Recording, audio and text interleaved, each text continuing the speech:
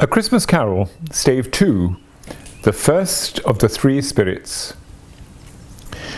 When Scrooge awoke, it was so dark that, looking out of bed, he could scarcely distinguish the transparent window from the opaque walls of his chamber.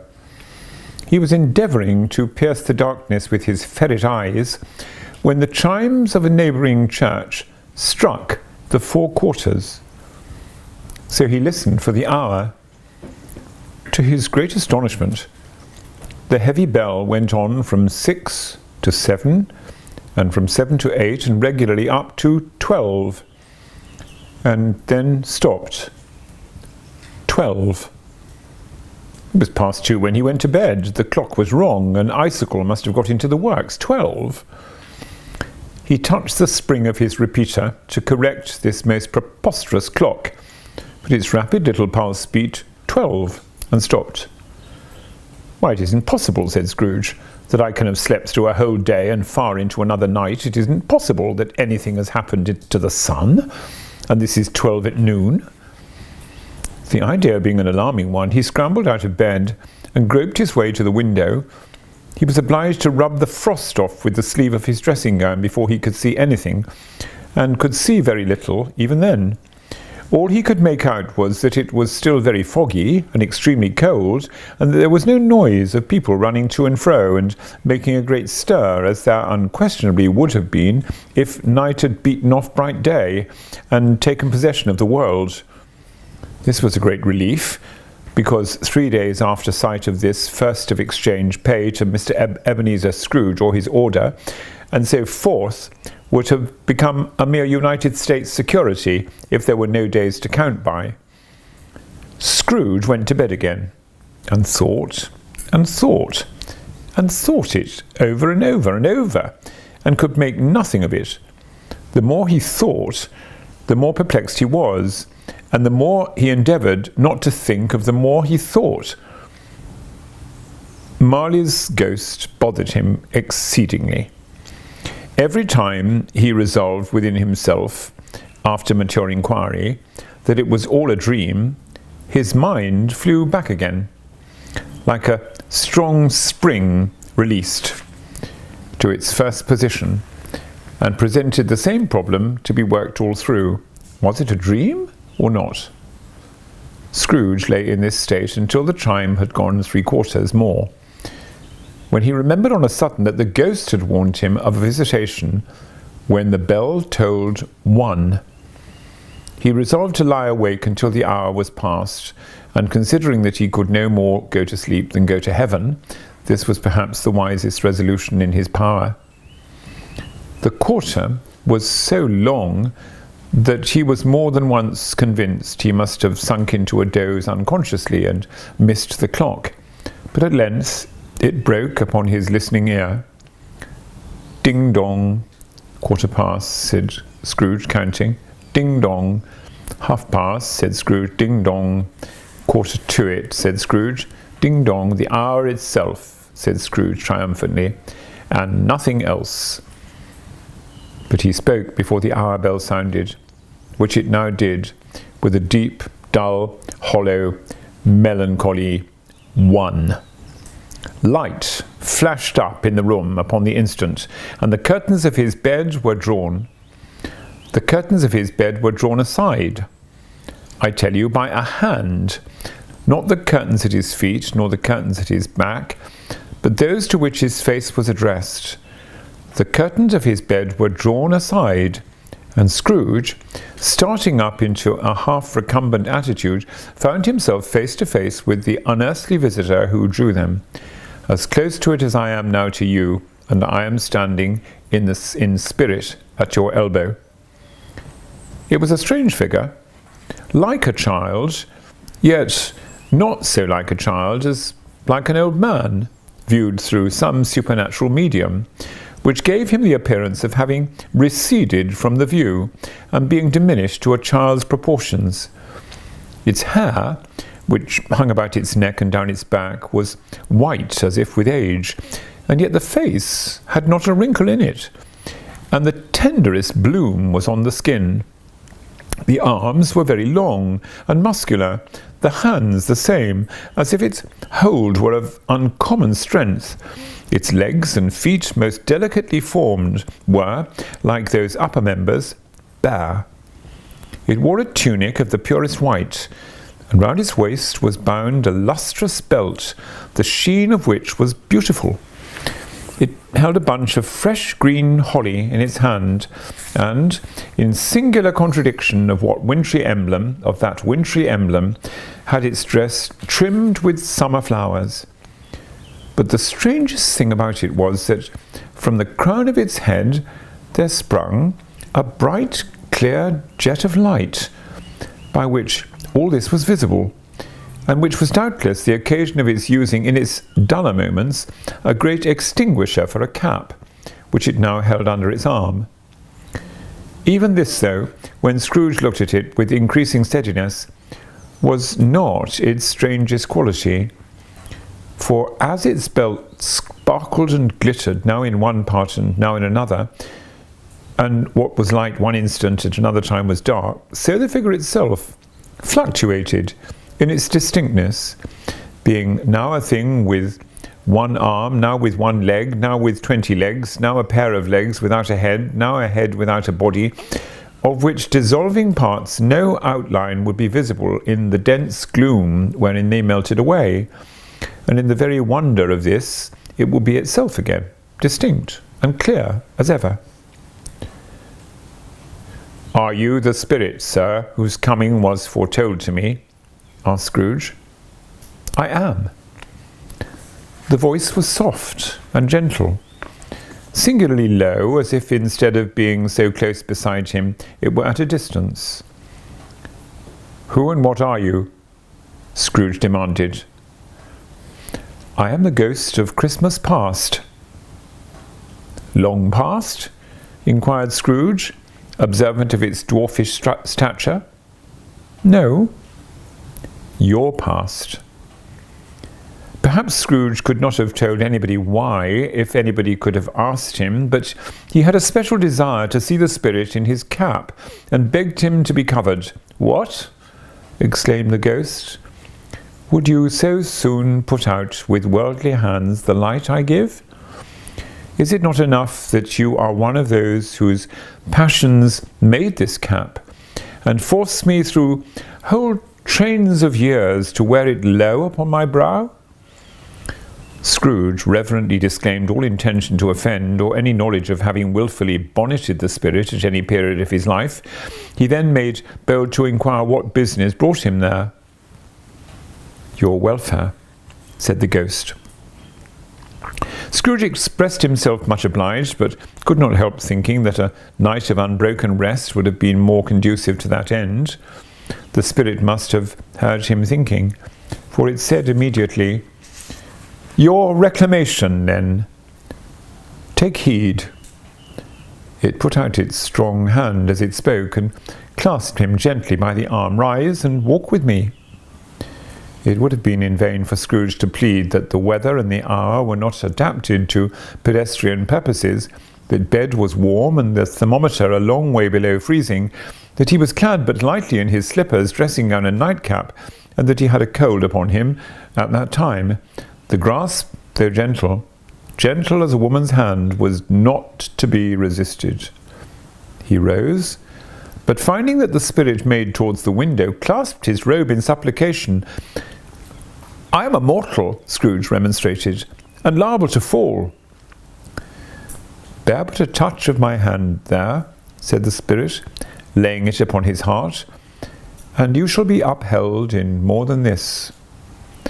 As the words were spoken, they passed through the wall and stood upon an open country road, with fields on either hand. The city had entirely vanished.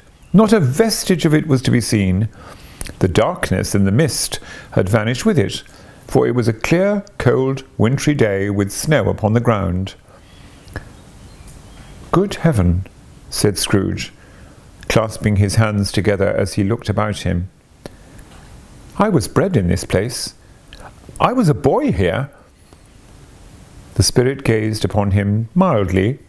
Its gentle touch though it had been light and instantaneous, appeared still present to the old man's sense of feeling. He was conscious of 1,000 odours floating in the air, each one connected with 1,000 thoughts and hopes and joys and cares, long, long forgotten.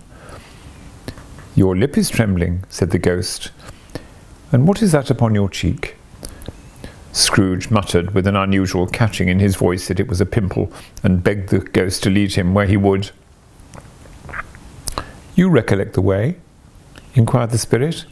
"Remember it," said Scrooge with fervour. "I could walk it blindfold." "Strange to have forgotten it for so many years," observed the ghost. "Let us go on."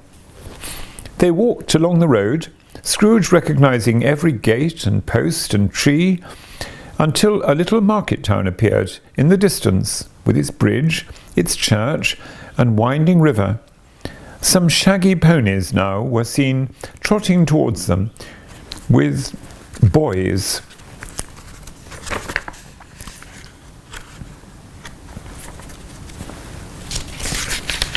upon their backs, who called to other boys in country gigs and carts driven by farmers. All these boys were in great spirits and shouted to each other, until the broad fields were so full of merry music that the crisp air laughed to hear it. "These are but shades of things that have been," said the ghost. "They have no consciousness of us." The jocund travellers came on, and as they came, Scrooge knew and named them every one. Why was he rejoiced beyond all bounds to see them? Why did his cold eye glisten, and his heart leap up as they went past?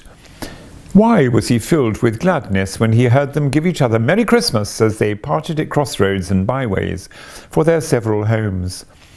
What was Merry Christmas to Scrooge? Out upon Merry Christmas!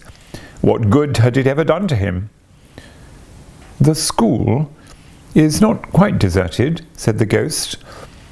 "A solitary child, neglected by his friends, is left there still." Scrooge said he knew it, and he sobbed.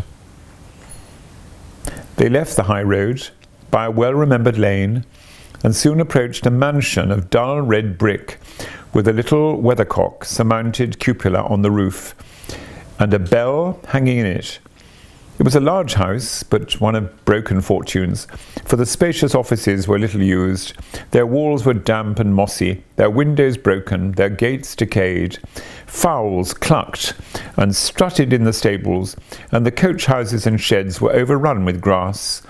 Nor was it more retentive of its ancient state within, for entering the dreary hall, and glancing through the open doors of many rooms, they found them poorly furnished, cold, and vast.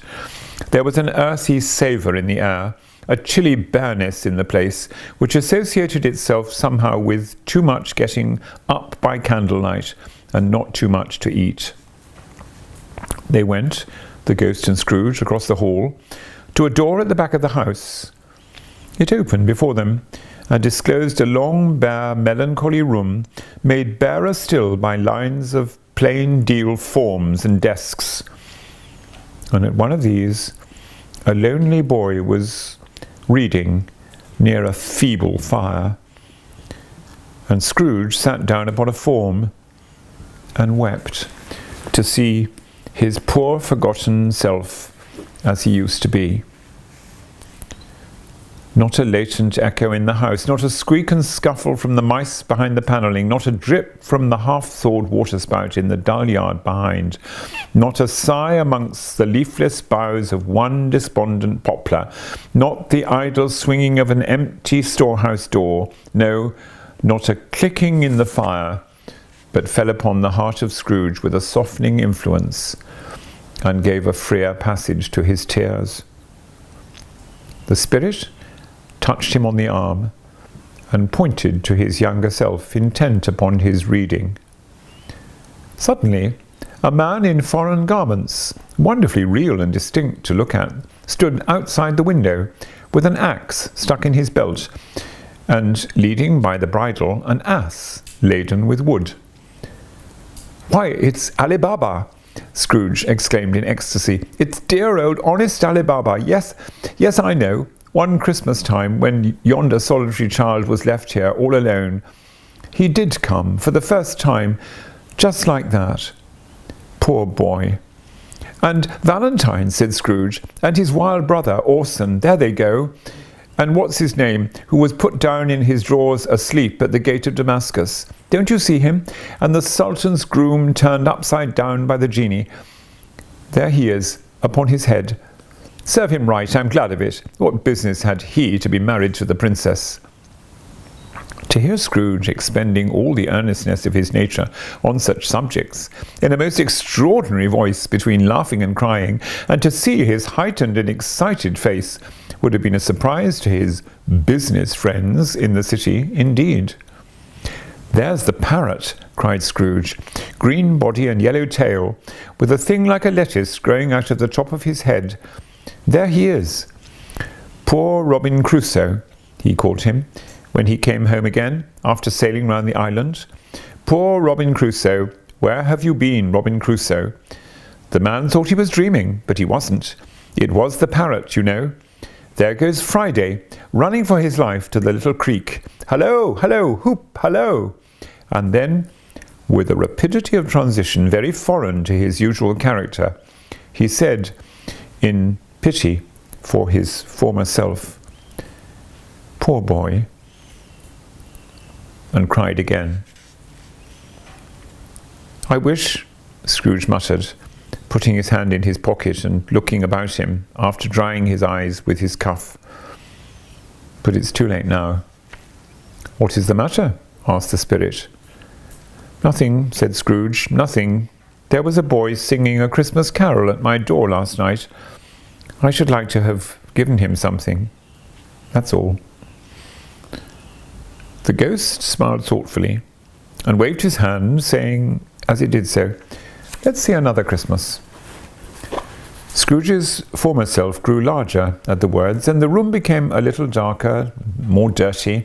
The panels shrunk, the windows cracked, fragments of plaster fell out of the ceiling, and the naked laths were shown instead. But how all this was brought about, Scrooge knew no more than you do. He only knew that it was quite correct, that everything had happened so, that there he was, alone again, when all the other boys had gone home for the jolly holiday. He was not reading now, but walking up and down despairingly. Scrooge looked at the ghost, and with a mournful shaking of his head, glanced anxiously towards the door. It opened, and a little girl, much younger than the boy, came darting in, and putting her arms round his neck, and often kissing him, addressed him as her dear, dear brother. "I have come to bring you home, dear brother," said the child, clapping her tiny hands and bending down to laugh. "To bring you home, home, home." "Home, little Fan," returned the boy. "Yes," said the child, brimful of glee. "Home for good and all, home for ever and ever. Father is so much kinder than he used to be, that home's like heaven. He spoke so gently to me one dear night when I was going to bed, that I was not afraid to ask him once more if you might come home. And he said, 'Yes, you should,' and sent me in a coach to bring you."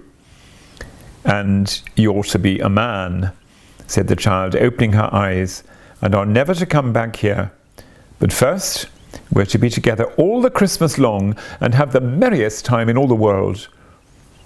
"You're quite a woman, little Fan," exclaimed the boy. She clapped her hands and laughed and tried to touch his head, but being too little, laughed again and stood on tiptoe to embrace him. Then she began to drag him in her childish eagerness towards the door, and he, nothing loath to go, accompanied her.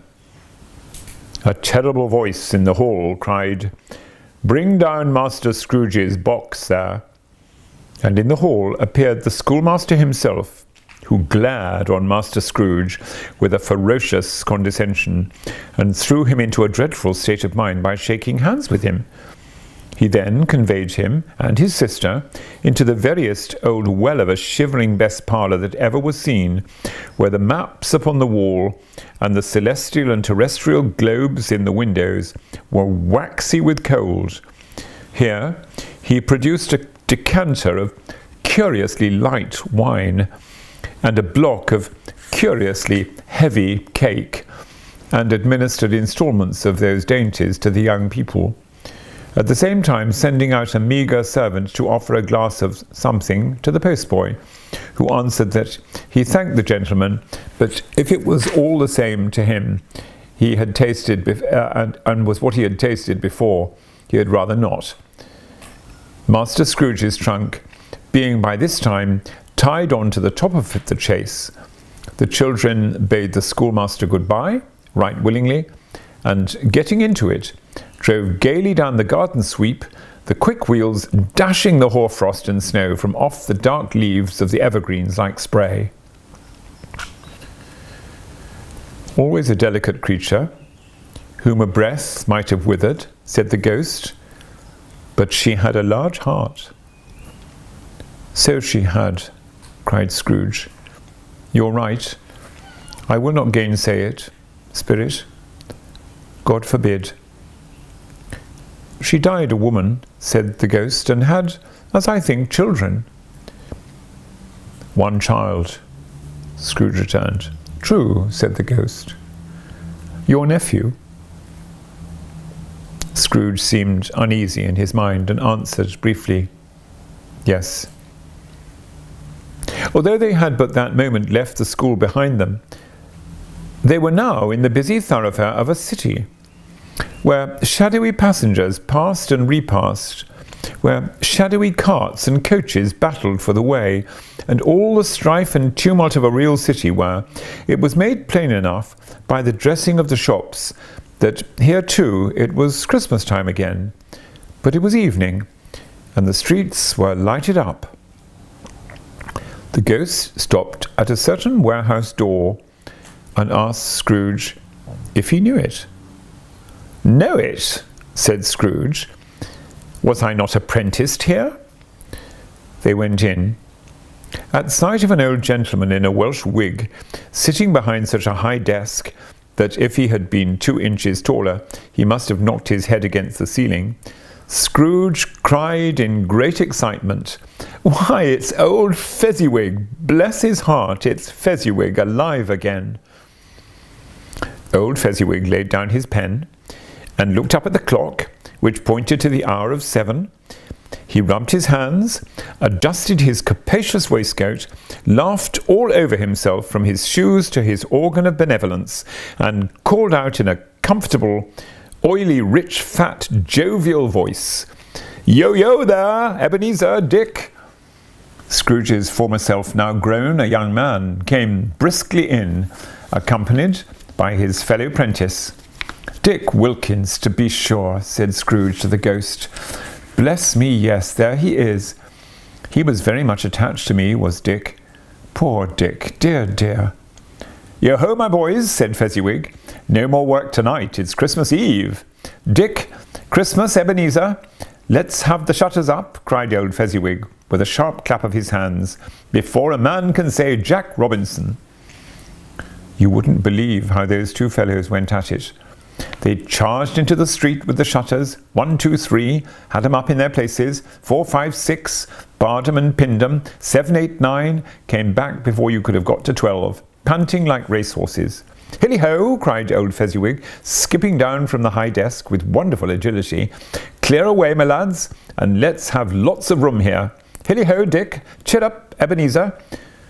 Clear away. There was nothing they wouldn't have cleared away or couldn't have cleared away. With old Fezziwig looking on, it was done in a minute. Every movable was packed off, as if it were dismissed from public life for evermore. The floor was swept and watered, the lamps were trimmed, fuel was heaped upon the fire, and the warehouse was as snug and warm and dry and bright as a ballroom, as a ballroom you would desire to see upon a winter's night. In came a fiddler with a music book and went up to the lofty desk. and made an orchestra of it, and tuned like 50 stomachaches. In came Mrs. Fezziwig, one vast, substantial smile. In came the 3 Miss Fezziwigs, beaming and lovable. In came the 6 young followers, whose hearts they broke. In came all the young men and women employed in the business. In came the housemaid with her cousin, the baker. In came the cook with her brother's particular friend, the milkman. In came the boy from over the way, who was suspected of not having board enough from his master, trying to hide himself behind the girl from next door but one, who was proved to have had her ears pulled by her mistress. In they all came, one after another, some shyly, some boldly, some gracefully, some awkwardly, some pushing, some pulling. In they all came, anyhow and everyhow. Away they all went, 20 couple at once, hands half round and back again, the other way, down the middle and up again, round and round in various stages of affectionate grouping. Old top couple always turning up in the wrong place, new top couple starting off again as soon as they got there. All top couples at last, and not a bottom one to help them. When this result was brought about, old Fezziwig, clapping his hands to stop the dance, cried out, "Well done!" And the fiddler plunged his hot face into a pot of porter, especially provided for that purpose. But scorning rest, upon his reappearance, he instantly began again, though there were no dancers yet, as if the other fiddler had been carried home, exhausted, on a shutter, and he were a brand new man, resolved to beat him out of sight or perish. There were more dances, and there were forfeits, and more dances, and there was cake, and there was negus, and there was a great piece of cold roast, and there was a great piece of cold boiled, and there were mince pies and plenty of beer. But the great effect of the evening came after the roast and boiled, when the fiddler, an artful dog, mind, the sort of man who knew his business better than you or I could have told it him, struck up Sir Roger de Coverley. Then old Fezziwig stood up to dance with Mrs. Fezziwig, top couple too, with a good stiff piece of work cut out for them, 3 or 4 and 20 pair of partners, people who were not to be trifled with, people who would dance and had no notion of walking. But if they had been twice as many, 4 times, old Fezziwig would have been a match for them, and so would Mrs. Fezziwig. As to her, she was worthy to be his partner in every sense of the term. If that's not high praise, tell me higher, and I'll use it. A positive light appeared to issue from Fezziwig's calves. They shone in every part of the dance like moons. You couldn't have predicted at any given time what would have become of them next. And when old Fezziwig and Mrs. Fezziwig had gone through the dance, advance and retire, both hands to your partner, bow and curtsy, corkscrew, thread and needle, and back again to your place, Fezziwig cut so deftly that he appeared to wink with his legs and came upon his feet again without a stagger. When the clock struck 11, this domestic ball broke up. Mr. and Mrs. Fezziwig took their stations, not on one on either side of the door, and shaking hands with every person individually as he or she went out, wished him or her a Merry Christmas. When everybody had retired but the 2 prentices, they did the same to them, and thus the cheerful voices died away, and the lads were left to their beds, which were under a counter in the back shop. During the whole of this time, Scrooge had acted like a man out of his wits. His heart and soul were in the scene, and with his former self. He corroborated everything, remembered everything, enjoyed everything, and underwent the strangest agitation. It was not until now, when the bright faces of his former self and Dick were turned from them, that he remembered the ghost, and became conscious that it was looking full upon him, while the light upon his head burned very clear. "A small matter," said the ghost, to make these silly folk so full of gratitude? Small, echoed Scrooge. The spirit signed to him to listen to the two apprentices, who were pouring out their hearts in praise of Fezziwig, and when he had done so, said, "Why, is it not? He has spent but a few pounds of your mortal money, 3 or 4 perhaps. Is that so much that he deserved this praise?" "Oh, it isn't that," said Scrooge, heated by the remark, and speaking unconsciously like his former, not his latter self. "It isn't that, Spirit. He has the power to render us happy or unhappy, to make our service light or burdensome, a pleasure or a toil. Say that his power lies in words and looks, in things so slight and insignificant that it is impossible to add and count them up. What then? The happiness he gives is quite as great as if it cost a fortune." He felt the spirit's glance and stopped. "What is the matter?" asked the ghost.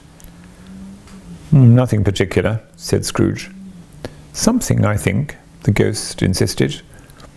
"No," said Scrooge. "No, I should like to be able to say a word or two to my clerk just now, that's all."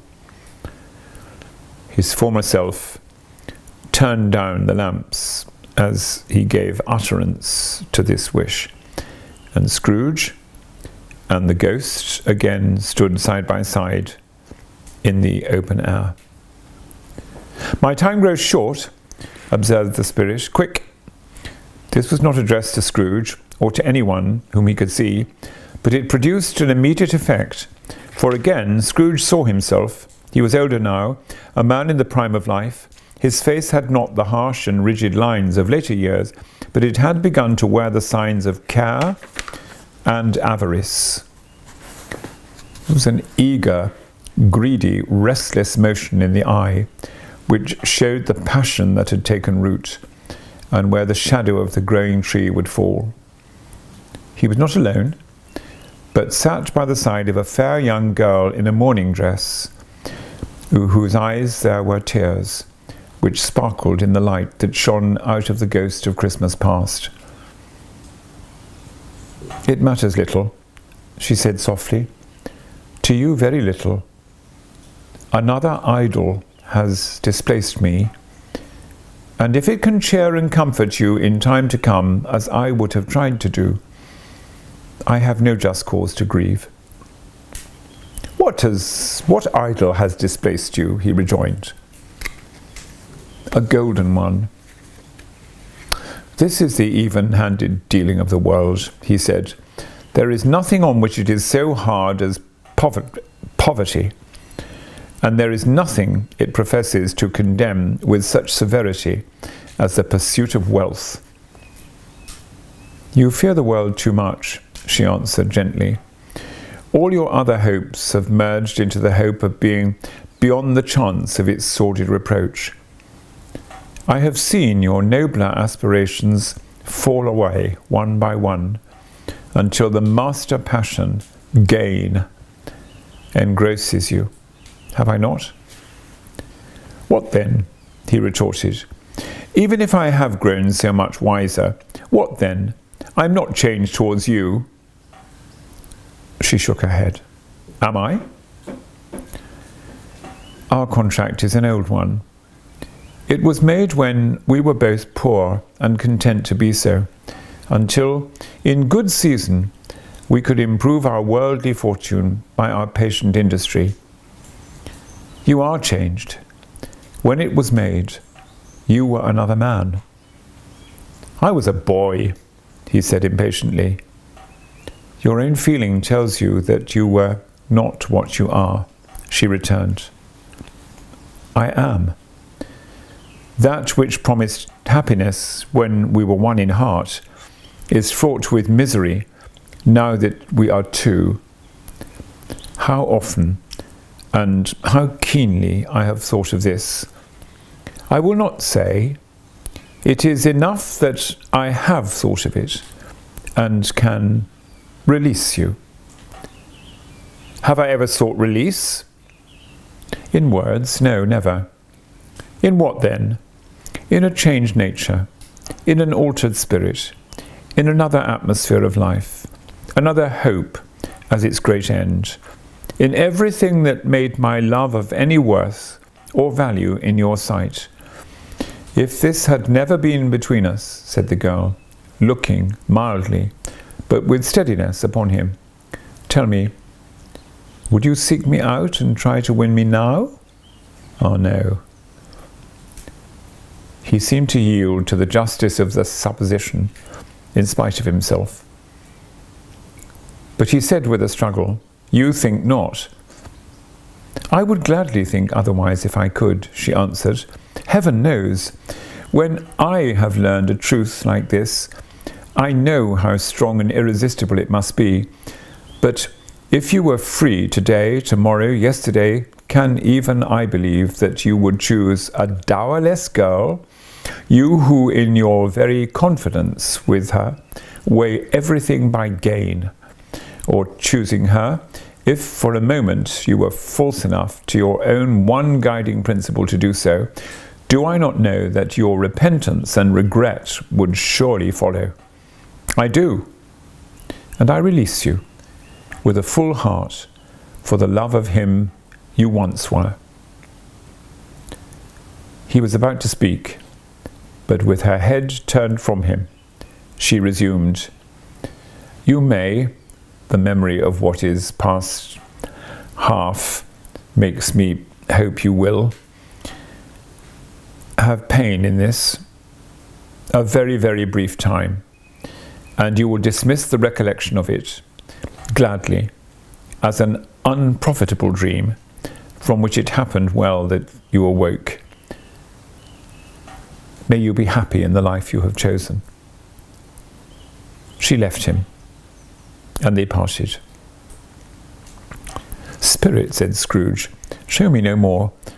Conduct me home. Why do you delight to torture me? One shadow more, exclaimed the ghost. No more, said Scrooge, no more. I don't wish to see it. Show me no more. But the relentless ghost pinioned him in both his arms and forced him to observe what happened next. They were in another scene and place, a room not very large or handsome, but full of comfort. Near to the winter fire sat a beautiful young girl, so like that last that Scrooge believed it was the same, until he saw her, now a comely matron, sitting opposite her daughter. The noise in this room was perfectly tumultuous, for there were more children there than Scrooge in his agitated state of mind could count.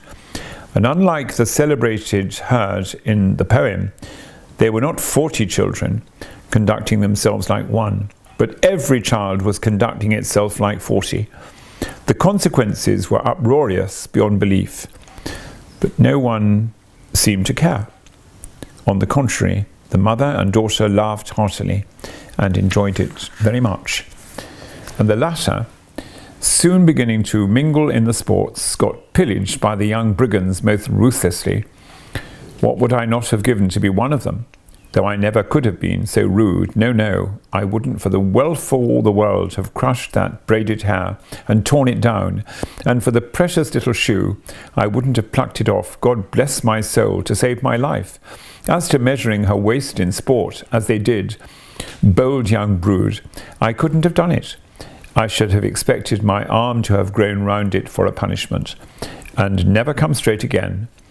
And yet I should have dearly liked, I own, to have touched her lips, to have questioned her, that she might have opened them, to have looked upon the lashes of her downcast eyes, and never raised a blush, to have let loose waves of hair, an inch of which would be a keepsake beyond price. In short, I should have liked, I do confess, to have had the lightest license of a child, and yet to have been man enough to know its value. But now a knocking at the door was heard, and such a rush immediately ensued that she, with laughing face and plundered dress, was borne towards it the centre of a flushed and boisterous group, just in time to greet the father, who came home attended by a man laden with Christmas toys and presents. Then the shouting and the struggling and the onslaught that was made on the defenceless porter. The scaling him with chairs for ladders, to dive into his pockets, despoil him of brown paper parcels, hold on tight by his cravat, hug him round his neck, pommel his back, and kick his legs in irrepressible affection. The shouts of wonder and delight with which the development of every package was received, the terrible announcement that the baby had been taken in the act of putting a doll's frying pan into his mouth, and was more than suspected of having swallowed a fictitious turkey glued on a wooden platter. The immense relief of finding this a false alarm, the joy and gratitude and ecstasy, they're all indescribable alike. It is enough that by degrees the children and their emotions got out of the parlour, and by one stair at a time up to the top of the house, where they went to bed, and so subsided. And now Scrooge looked on more attentively than ever, when the master of the house, having his daughter leaning fondly on him, sat down with her and her mother at his own fireside, and when he thought that such another creature, quite as graceful and as full of promise, might have called him father, and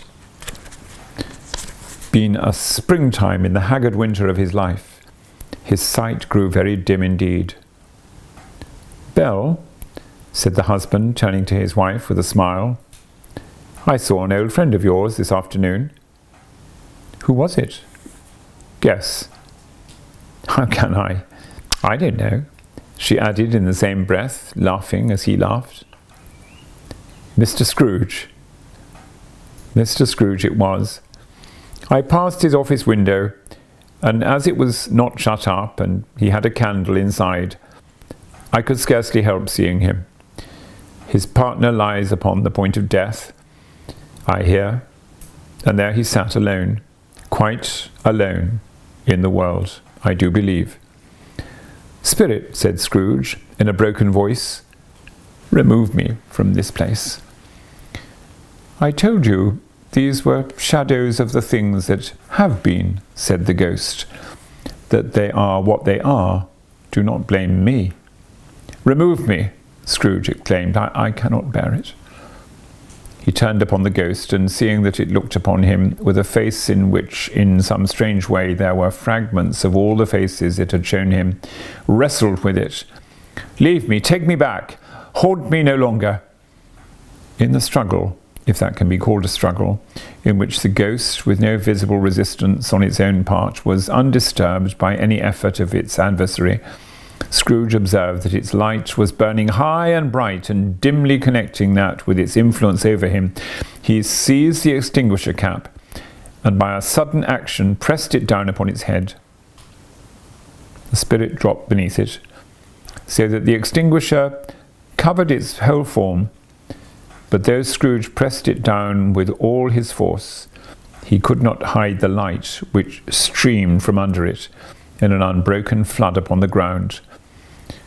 He was conscious of being exhausted and overcome by an irresistible drowsiness, and further, of being in his own bedroom. He gave the cap a parting squeeze, in which his hand relaxed, and had barely time to reel to bed before he sank into a heavy sleep.